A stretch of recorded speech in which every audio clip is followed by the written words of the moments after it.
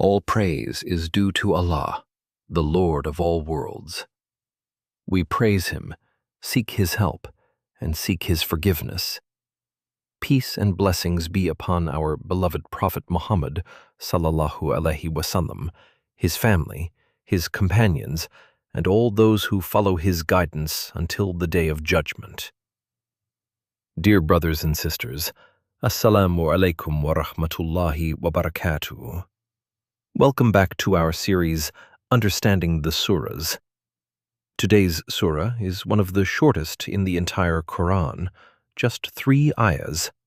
Imam Shafi'i, one of the greatest scholars in Islamic history, once said that if people only reflected deeply on this one surah, it would be sufficient for them.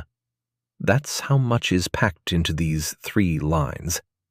This is Surah Al Asr, the declining day, or time. Surah Al Asr is a Meccan surah, meaning it was revealed in Mecca, in the early years of the Prophet Muhammad sallallahu alaihi wasallam's mission, before the migration to Medina. Like most Meccan surahs, it's short, direct, and deals with the big picture questions. Who are we? What are we here for? Why does life feel like it's slipping away? Unlike some surahs that came down in response to one specific event, a battle, a question someone asked the Prophet Muhammad sallallahu alaihi wasallam, a particular incident, Surah Al Asr wasn't tied to a single dramatic moment. It came as a direct address to the human condition itself.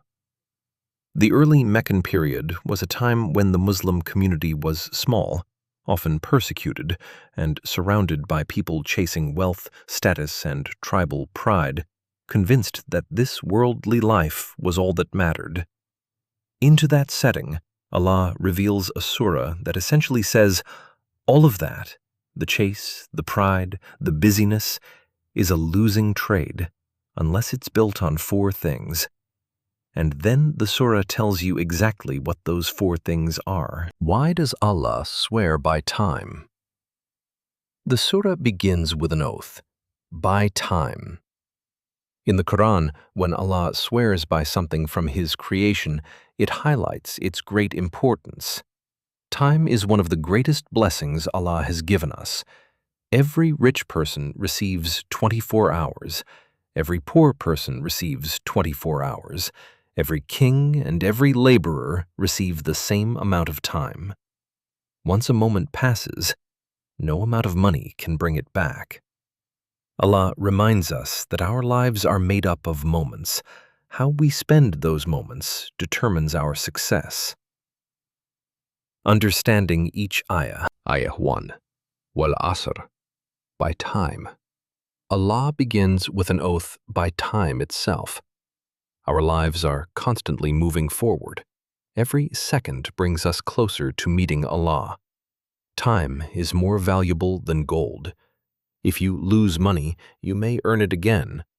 If you lose time, it never returns. Why it matters in daily life. Ask yourself, how much time do I spend with Allah? How much time do I waste? Do I use my time to benefit myself and others? A successful believer values time because it is a gift from Allah. Ayah 2. Innal insana lafi khusr. Indeed, mankind is surely in loss. Allah makes a powerful statement. By default, every human being is heading toward loss. Not because Allah wants us to fail, but because life passes quickly, and if we waste it without faith and good deeds, we lose the greatest opportunity we were given. This loss is not only about money or worldly success, it is the loss of purpose, the loss of closeness to Allah, and ultimately, the loss of the hereafter. Why it matters in daily life.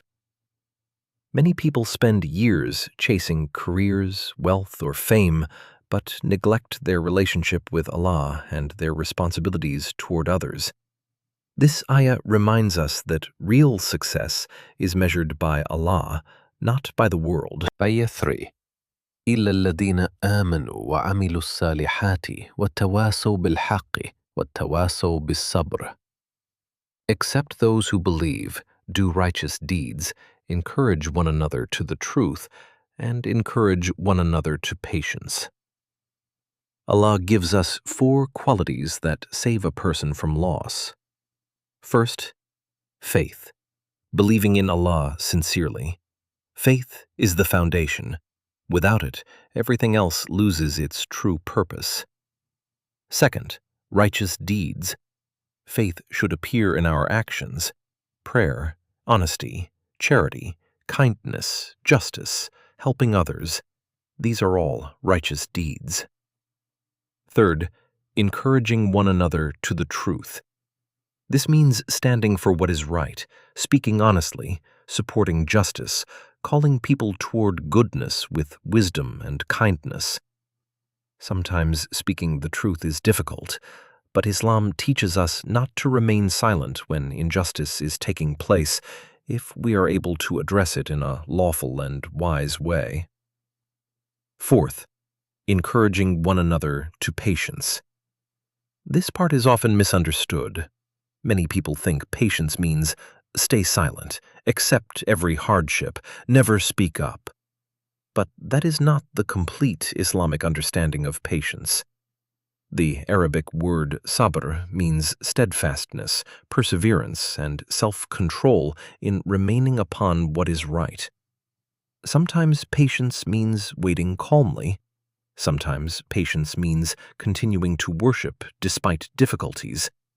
And sometimes patience means remaining steadfast while pursuing justice through lawful and ethical means. The prophets themselves did not approve of oppression. Prophet Musa alayhi salam confronted Pharaoh. Prophet Ibrahim alayhi salam stood against idol worship. Our beloved Prophet Muhammad sallallahu alayhi wasallam worked patiently for justice in Mecca and Medina.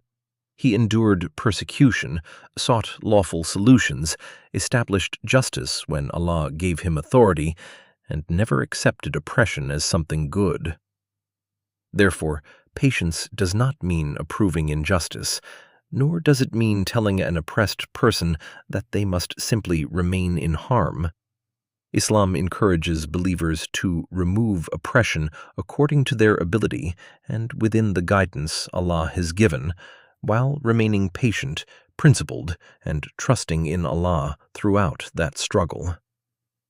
For example, if someone is facing abuse or the denial of their rights, Islam does not command them to love oppression or pretend it is acceptable. They may seek protection, pursue justice through lawful means, ask for help, and defend their rights without transgressing. Throughout that process, they exercise sabr by not giving in to despair, revenge, or abandoning what Allah has commanded. Why it matters in daily life. Today, we sometimes hear statements like, just be patient, don't say anything, accept whatever happens. If these words are used to discourage someone from seeking the justice that Islam allows, then they misuse the concept of sabr. Islam does not tell us to support oppression. Rather, it teaches us to remain steadfast upon truth while seeking justice in the right way. Patience is not weakness. Patience is strength under the guidance of Allah. The part most people get wrong. Sabr does not mean endure injustice quietly. Now, here's where I want to slow down even more, because this is the part of Surah Al Asr that gets misquoted constantly.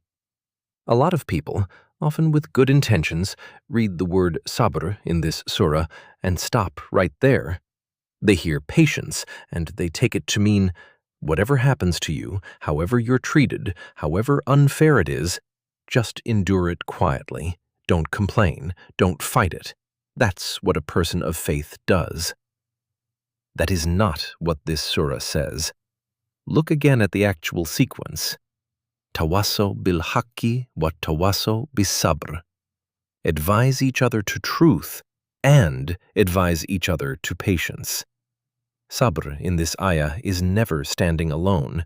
It is directly tied to haqq, truth, right, justice. The patience being commanded here is the patience it takes to keep standing for what's right, to keep striving for justice, to keep holding the line, not the patience it takes to stay silent while something wrong is being done to you. Real sabr, as this surah frames it, looks like this. You see injustice, you speak the truth about it, you work to correct it, and sabr is what keeps you steady, consistent, and unshaken through that difficult process, especially when justice is slow to arrive. Sabr is the fuel for the struggle toward what's right. It was never meant to be a lid you put on the struggle itself. This distinction matters enormously, especially today. Too often, when women or anyone in a vulnerable position face mistreatment, injustice, or abuse, they're told, just have sabr, be patient, endure it, don't make noise. And this surah is quoted to justify that silence. But that is the opposite of what tawasaw bil haqq wa tawasaw bis sabr actually teaches. This surah doesn't tell you to be patient with injustice. It tells you to be patient in your pursuit of justice.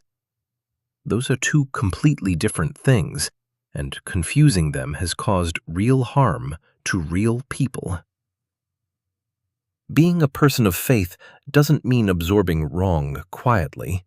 It means standing for truth, striving for justice, and having the patience and steadiness to see that struggle through, even when it takes time, even when it's hard, even when the outcome doesn't come quickly. The 4 pillars of success. Surah Al Asr teaches that no one succeeds without these 4 qualities: true faith, righteous actions, supporting truth, remaining steadfast upon truth. If one of these is missing, our success becomes incomplete.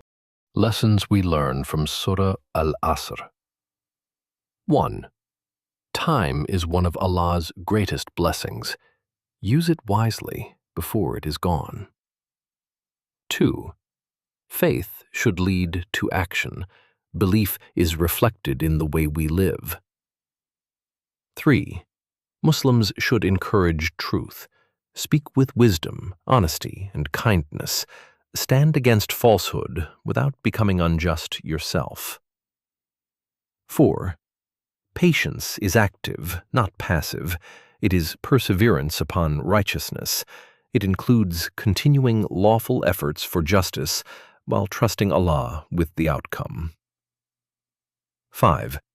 Success is measured by Allah, not by wealth, not by fame, not by popularity, but by faith, good deeds, truth, and steadfastness. So the next time someone tells you, just have sabr, ask them, sabr for what? Sabr to stay silent, or sabr to keep standing for what's right until justice is served? Surah Al Asr already gave us the answer in just 3 lines. That's Surah Al Asr, short enough to memorize in a minute, deep enough to reflect on for a lifetime. May Allah make us among those who value time, believe sincerely, perform righteous deeds, support the truth, remain steadfast through every test, and meet Him with hearts full of faith. Ameen. If you like our content, please don't forget to like, share, and subscribe. If you've already subscribed, thank you very much. Jazakallahu khairan. Assalamu alaikum wa rahmatullahi wa barakatuh.